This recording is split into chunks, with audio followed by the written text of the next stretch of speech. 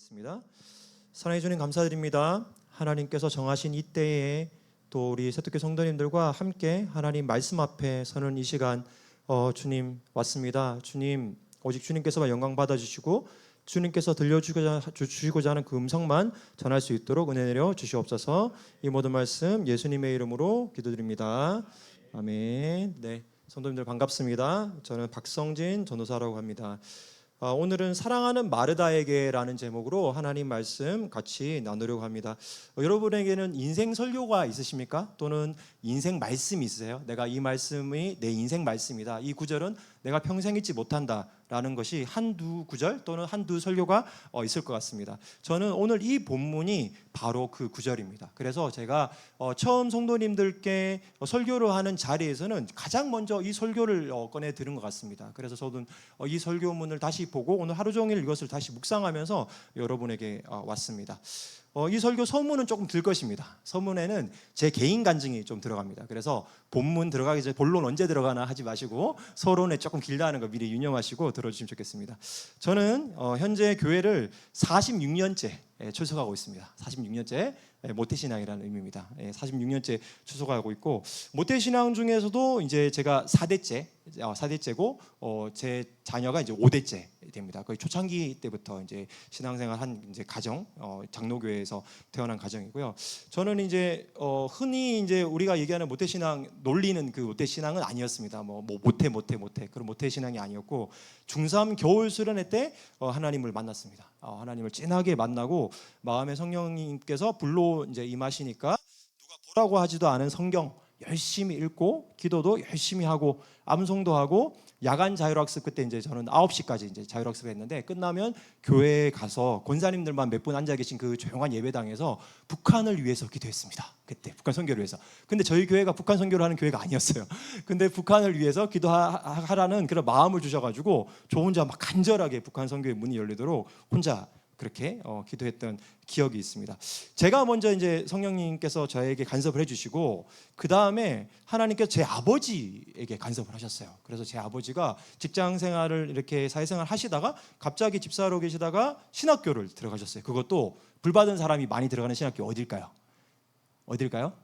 순복음이 불관리 잘해주거든요. 순복음 가면 순복음 신학교로 생뚱맞게 가셨어요. 굉장히 보수적인 고신계열의 그 장로교회였는데 생뚱맞게 순복음 신학교로 가셨어요. 왜냐하면 방언을 받으셨거든요.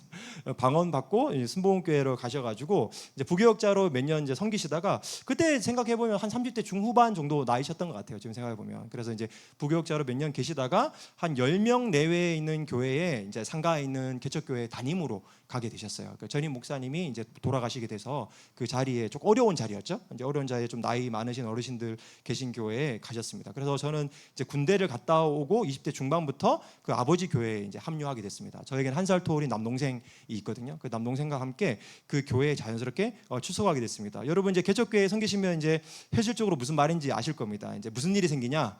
자, 주일 전날 청소부터 시작하죠.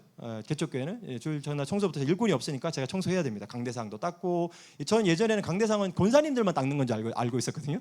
제가 닦고 있더라고요. 청년인데 이제 강대상도 열심히 닦고 뭐 의자 정리하고 또 부모님 또 주일에 반찬이나 이런 거 이제 음식 준비하시면 같이 돕기도 하고 이제 그렇게 되었고 그때 주일 새벽 기도가 있었어요.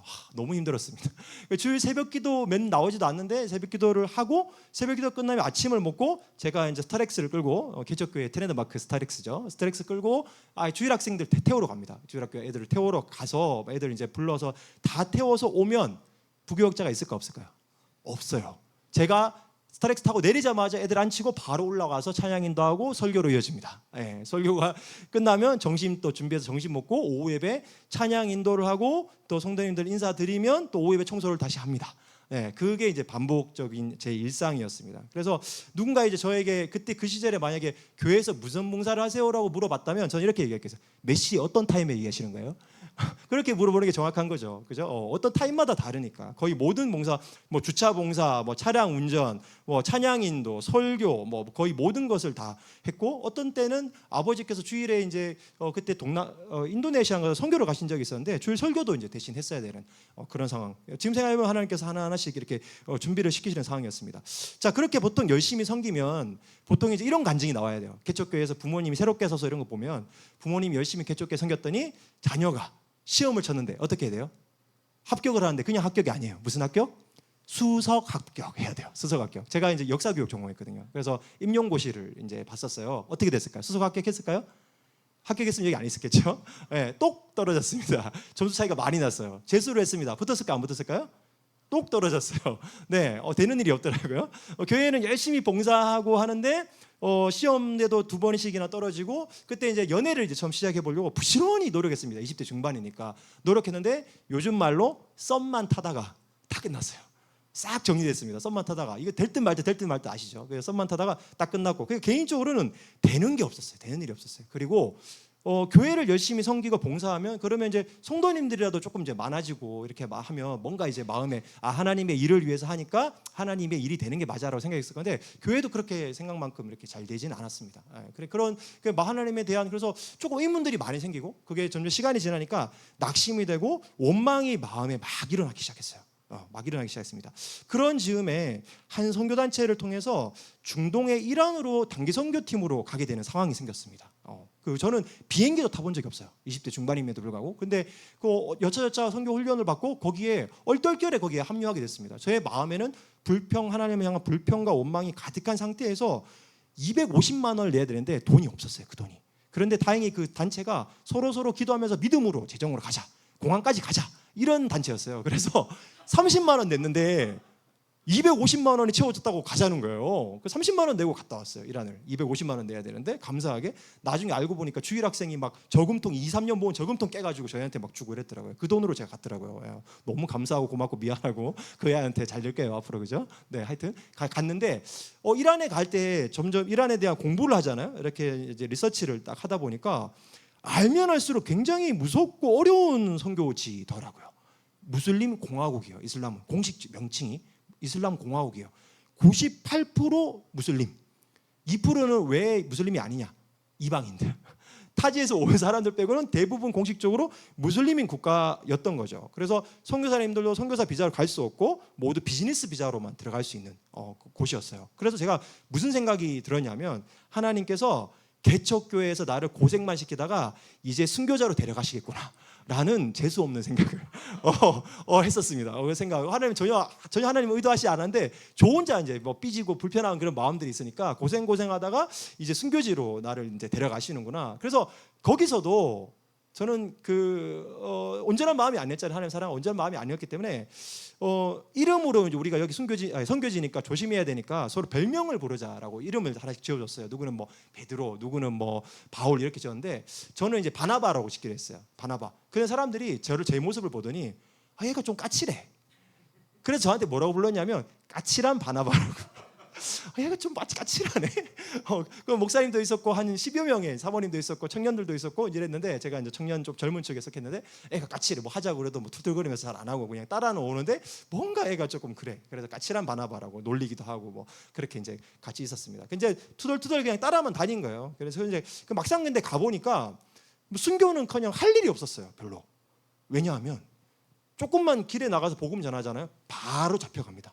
종교 경찰들이 항상 있어요. 바로 잡혀가는 곳이기 때문에 선교사님들도 마음껏 복음을 전할 수 없는 곳이었어요. 그래서 저희가 3주를 갔는데 3주 동안 뭘 했냐면 주요 도시들을 다니면서, 이제 이란의 수도 어디죠? 강남에 그 도로 있죠? 테헤란에 머물면서 이스파한이나 야지드라는 이제 주요 거점 도시들을 다니면서 중보기도만 했어요. 그것도 소리내서 하는 게 아니고 속으로, 마음으로. 소리내서 만약 기도하면 굉장히 눈에 띄거든요. 이방인들이 잘 없었어요. 외국인들이 잘 없어가지고 눈에 띄기 때문에 마음으로만 중보하면서 다녀야 했던 사역이었어요. 그러니까 겉으로 보면 이건 선교 사역이 아니에요. 단기 선교가 아니고 그냥 여행이었어요. 진짜 말 그대로 비전 트립 여행이었어요. 그래서 와, 신기하다. 단기 선교를 이렇게도 다닐 수 있나? 그냥 우리 지금 남한의 땅보다 한 16배 정도 큰 땅이어서 한 도시를 가려면 밤에 이제 그 밤 기차를 타고 자면 아침에 되면 그 도시 도착하는 그런 경우도 꽤 많았어요. 그래서 그렇게 선교 여행을 하며 마음속으로 중보를 하면서 그렇게 다녔어요. 별로 하는 일 없이, 제 기준에서는 별로 하는 일 없이 그냥 기도만 하면서 그렇게 다녔던 거죠. 그러던 어느 날 밤에 선교사님 댁에 머물러서 같이 이제 나눔을 하는 시간이었어요. 그런데 어떤 선교 팀원이었던 한 자매가 다른 팀원들을 위해서 굳이 이제 말씀을 하나씩 적어서 주겠다는 거예요. 여러분은 뽑기를 하십시오. 이러면서 이제 제 성경을 막 이렇게 펼쳐서 적고 이렇게 하더니 뽑으라는 거예요. 제 순서가 왔어요. 제가 딱 뽑았습니다. 어떤 말씀을 뽑았냐? 오늘 10장 41절 말씀을 뽑았습니다. 같이 한번 읽어보겠습니다. 10장 41절 시작. 주께서 대답하여 이르시되 마르다야 마르다야 내가 많은 일로 염려하고 근심하나. 네, 당황했어요. 보통 이제 말씀 뽑기 하면 뭡니까? 함께 할 것이다. 잘 될 것이다. 반드시 이루리라. 그렇죠? 이런 말씀들인데 이거 뭐야? 마르다야 내가 많은 일로 염려하고 근심하나 라는 말씀 뽑았어요. 무슨 말인지 해석이 전혀 안 됐어요. 도대체 이게 무슨 말이지? 해석이 안 됐는데 갑자기 그 말씀을 적어서 뽑기시켰던 그 자매가 너 무슨 말씀 뽑았어? 이러고 저한테 오더니 말씀을 확인하더니 어머, 내가 너 생각하면서 이 말씀 적었는데 라고 하는 거예요. 그럼 너무 분명하잖아요. 이 말씀은 나에게 올 운명이었어요. 이 말씀은. 근데 해석이 안 돼. 도대체 이 말씀이 무슨 의미인지 해석이 안 됐어요. 그런데 며칠 뒤에 다른 도시를 갔는데 제가 하도 심심해가지고 뭐 볼 것도 없고 뭐 심심해가지고 밤새 심심해서 예전에 다이어리를 제가 이제 그때 쓰는 거 좋아해가지고 막 넘겨보니까 몇 달 전에 제가 이 본문으로 설교를 들은 게 있더라고요. 설교. 그거를 요약을 해놨더라고요. 제가 이 말씀이 좀 감동이 있었던 거예요. 자, 다른 내용은 하나도 기억 안 나는데 이 내용이었습니다. 이 본문에 대해서 해석이 그리스도인은 내가 무엇을 해서 나를 증명하는 존재가 아니라 하나님 앞에 머무르는 존재가 되어야 한다는 것입니다 라는 내용이 있었어요. 한 번 더 불러드릴게요. 그리스도인은 내가 무엇을 해서 나를 증명하는 존재가 아니라 하나님 앞에 머무르는 존재가 되어야 합니다 라고 적혀 있었습니다. 자, 기독교인에게 최고의 행함은 무엇입니까? 우리의 믿음의 끝판왕 최고의 행함이다 라고 하면 순교죠. 순교하기 딱 좋은 일환이죠. 그죠? 순교하기 딱 좋은 일환이에요. 그런데 주님께서는 그 순교를 떠올리기 좋은 그 일 안에서 뭘 얘기하십니까? 행함이 아니라 존재에 대해서 얘기하신 거예요. 행함이 아니라 행함으로 나를 증명하는 어떤 순교적 행위를 나는 생각했는데 믿음의 끝판왕 순교라고 생각했는데 그게 아니고 주님 앞에 온전히 머물러 있는 그 존재된 사람이 본질, 내가 생각하는 본질의 믿음의 사람이다라고 제게 말씀해 주셨습니다. 자, 그 의미를 좀 더 명확하게 위해서 본문을 들어가 보도록 하겠습니다. 이제 서론이 끝났습니다. 뒤에는 이제 길지는 않을 겁니다. 자, 오늘 본문을 보면 예수님이 마르다의 집에 오셨는데, 자, 기본 예수님 오시면 몇 명 옵니까? 기본 1 플러스 12 따라옵니다. 그죠? 따라옵니다. 1 플러스 12 한 타스 따라오는데, 자, 12명 기본이고 그 다음에 뭐예요? 주변에 무리들이 항상 따라다니죠. 그죠? 최소한 몇 명이요? 수십 명. 예수님이 그 집에 오시면 기본적으로 그 집에 수십 명이 들어오는 겁니다. 그러니까 뭐예요? 큰 일이 나는 거죠.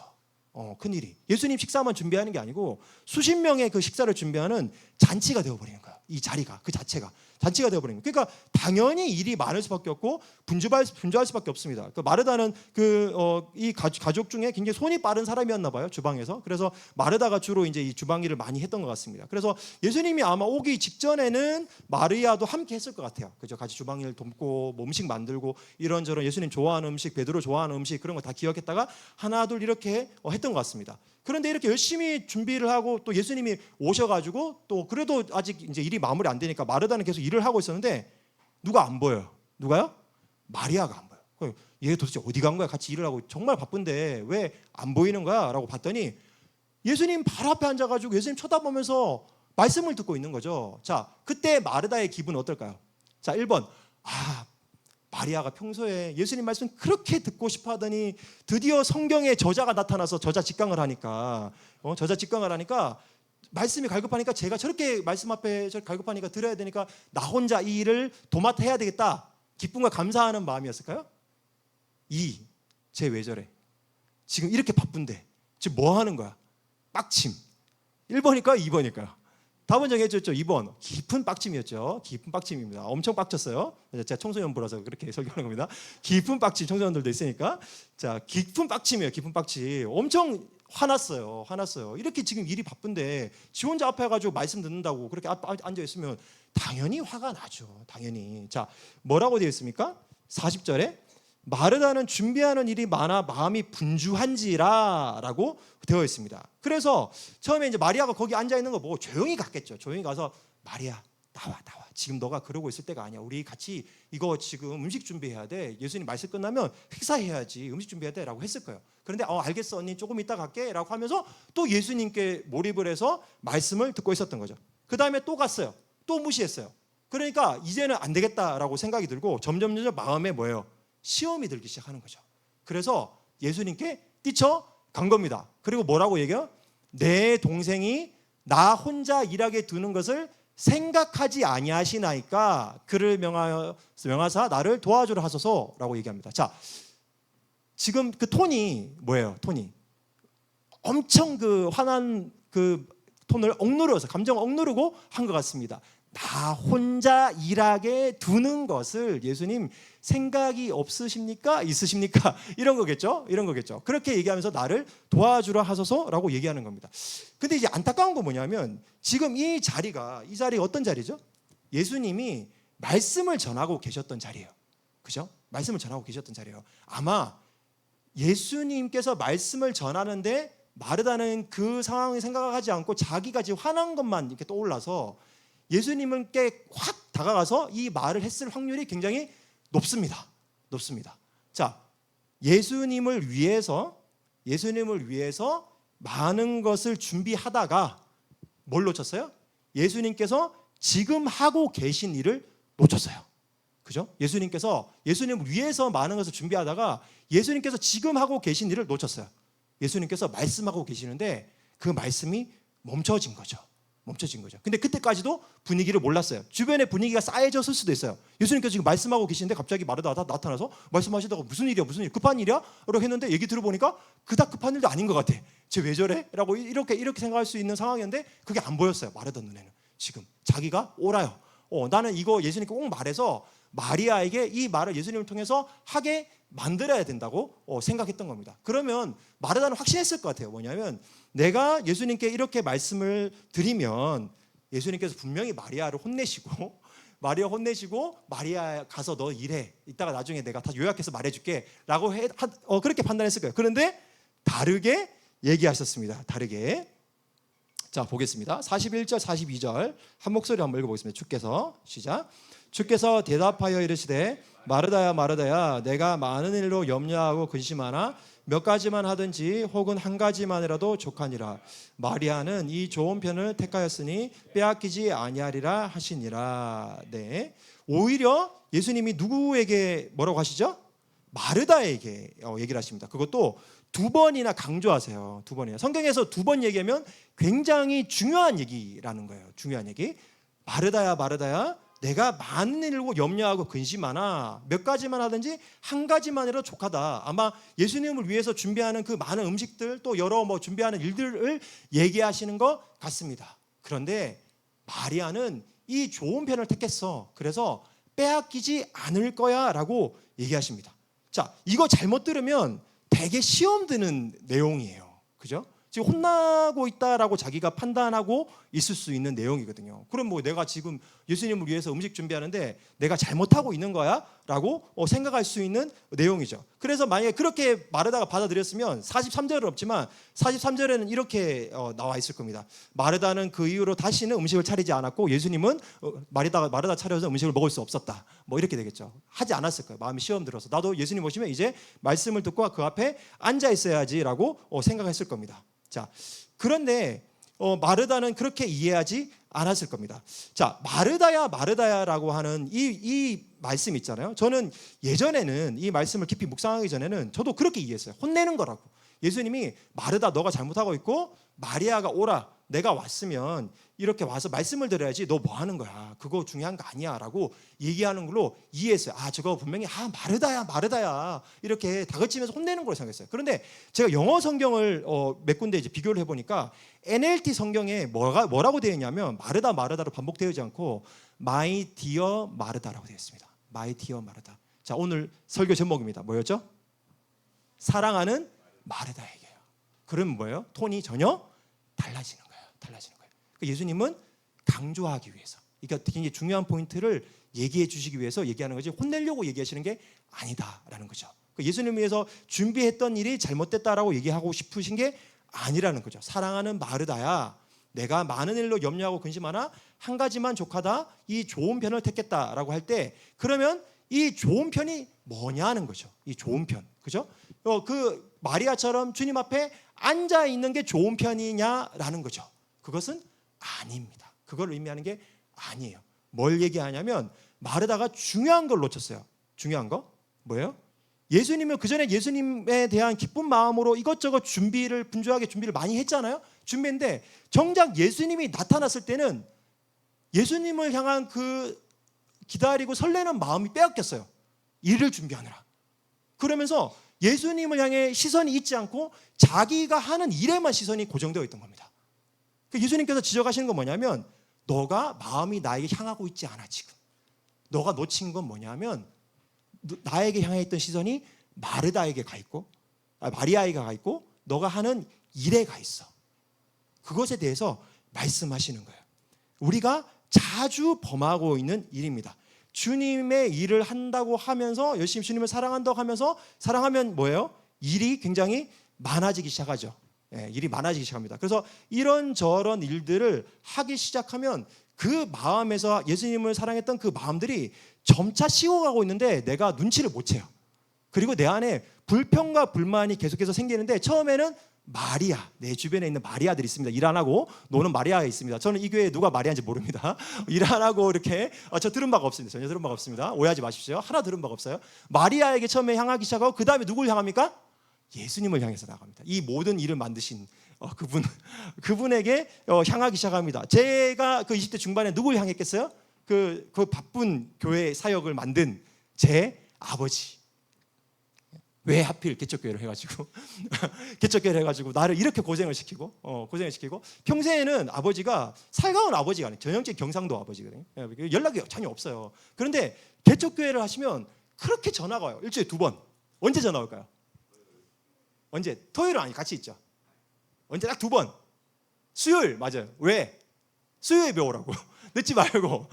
자, 그다음에 언제? 금요일. 금요기대에 오라고. 늦지 말고. 왜? 성도님들이 시험 드니까 일찍 와서 앉아 있어. 그것 때문에 오는 거예요. 그러면 전화 뜨는 순간 제 마음은 어떨까요? 딱 표정이 싹 굳어요.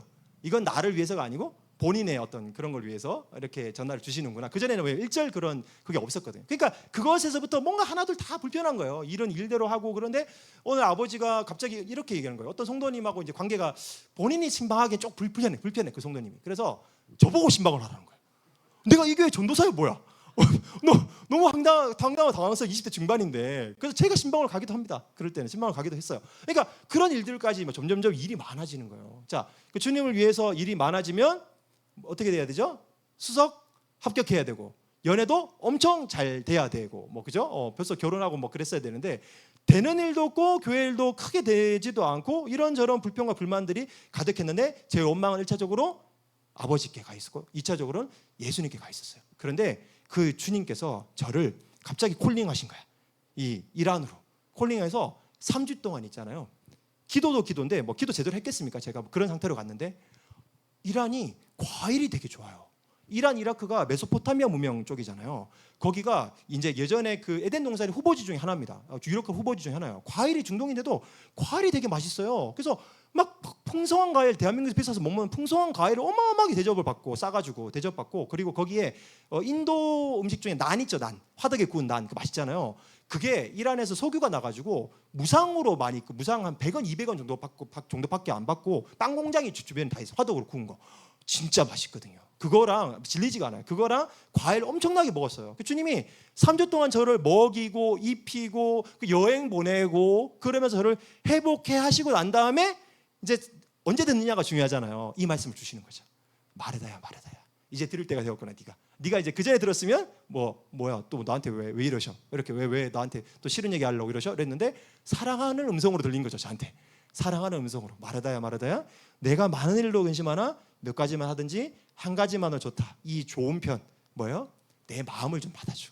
나에게 시선을 맞추고 네 마음이 나에게 다시 향했으면 좋겠다라고 얘기하고 계신 거였죠. 그래서 주님의 그 마음을 그때는 받기로 했습니다. 그 이후에도 저는 뭐 여러 번 까칠해졌습니다. 아까 이제 장로님이 저한테 이제 장점으로 얘기하셨잖아요. 날카롭다. 그 말은 뭐냐? 그 반대는 뭐예요? 사람이 뭐예요? 까칠하다.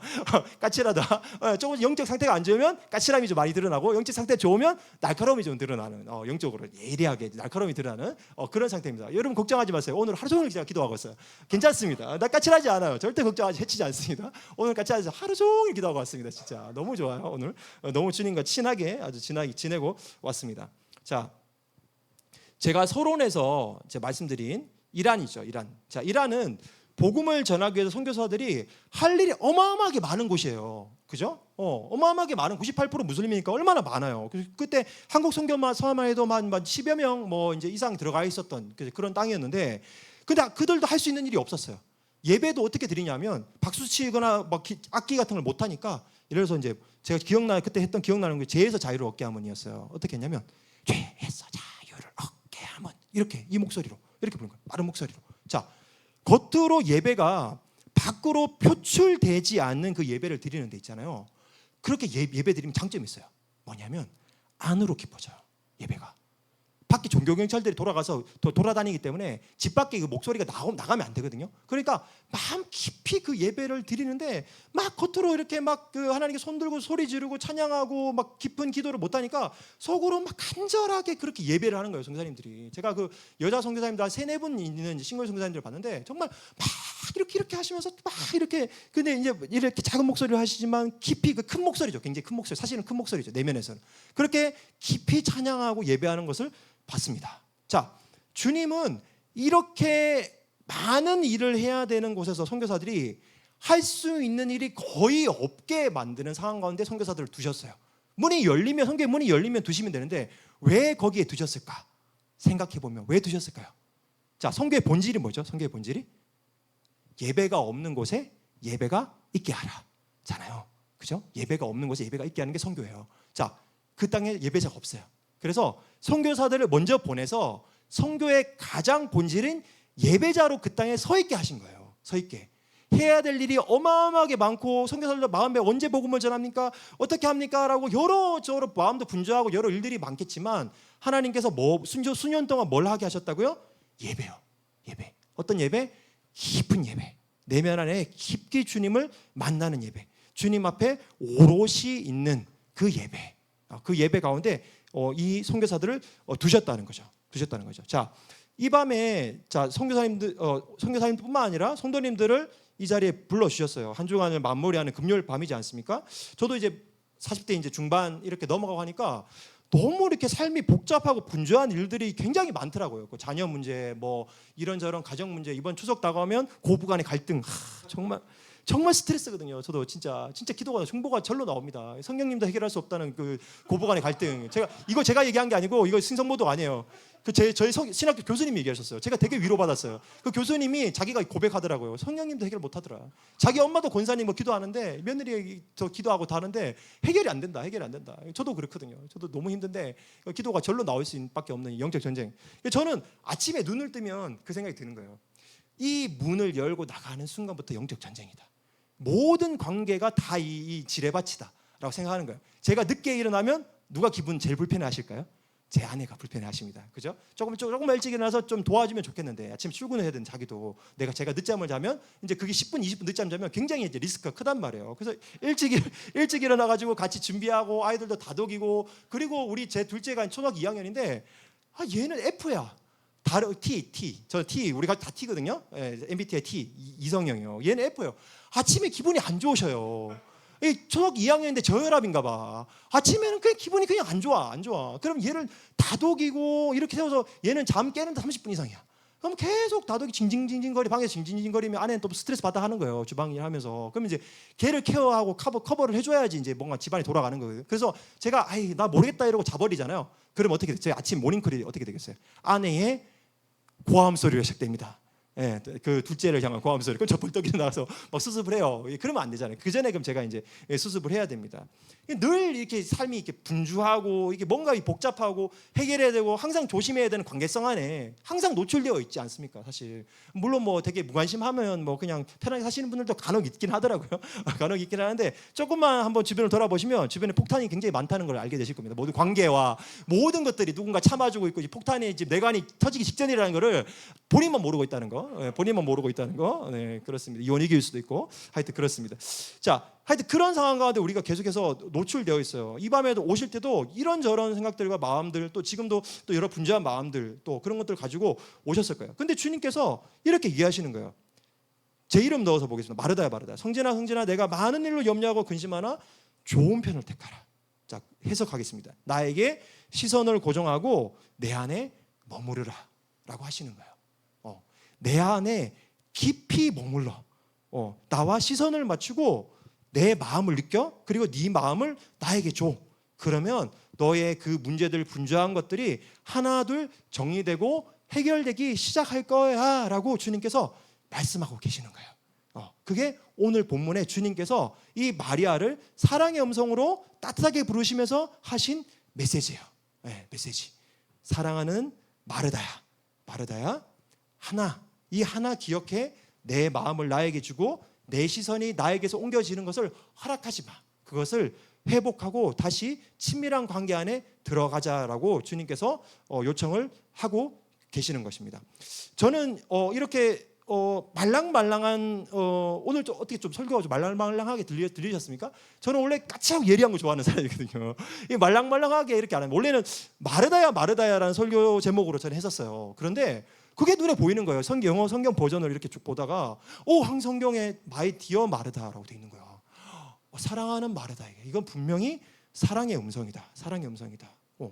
저도 주님과의 관계에서 이렇게 보면 저는 사역을 하기 시작하면서 부작용이 있어요. 뭐냐면 교회 가기가 싫어요.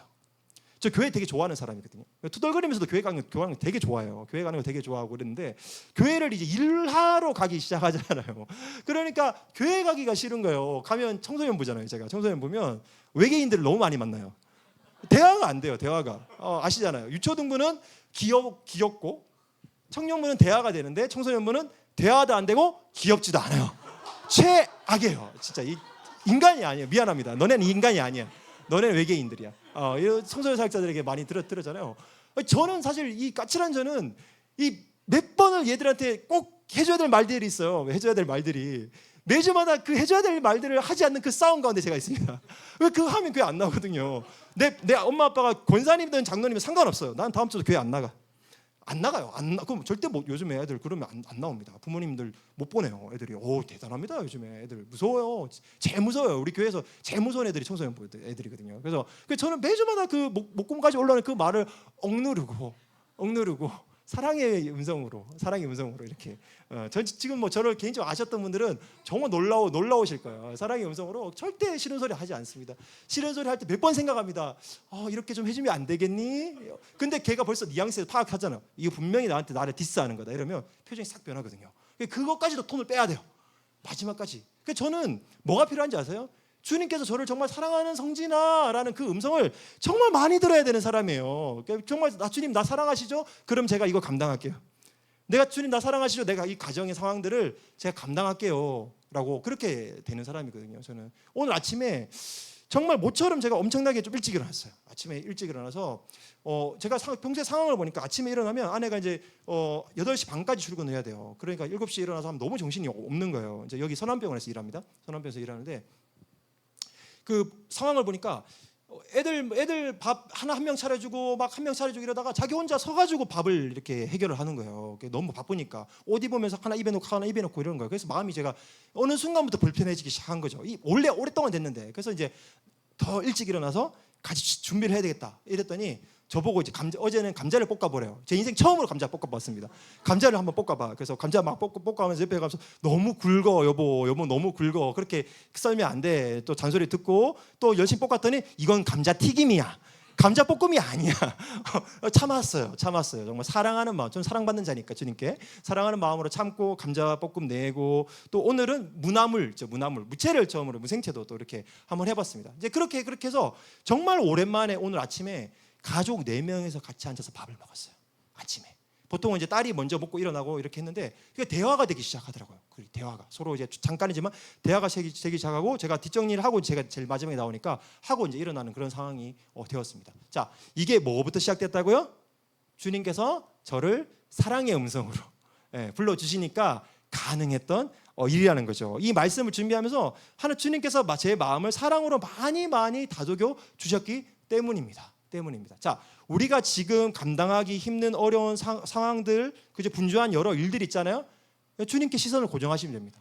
그리고 주님은 한결같이 우리를 사랑의 눈으로 보고 계시니까 그 사랑이 우리 안에 흘러 들어오게만 하시면 됩니다. 그게 다예요.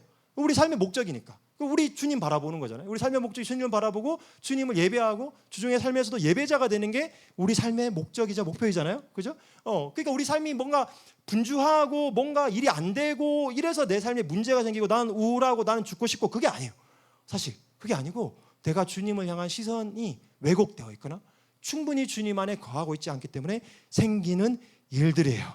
일들. 우리의 조건과 환경과 상관없이 주님은 항상 우리를 사랑의 눈으로 쳐다보고 계시고 우리는 그 주님을 오롯이, 이 단어가 떠오르더라고요. 오롯이 주님을 바라보기만 하면 이것들이 다 해결되어져 가는 것들, 그리고 내가 상황과 환경이 바뀌지 않아도 넉넉히 이기는 것들을 경험하게 될 것이라는 것입니다. 이것이 오늘 저에게 주셨던 말씀이고 새토끼 성도님들께서 주님께서 새토끼 성도님들께 주시는 말씀입니다. 우리 이 시간 찬양 같이 하나 하고 기도했으면 좋겠습니다.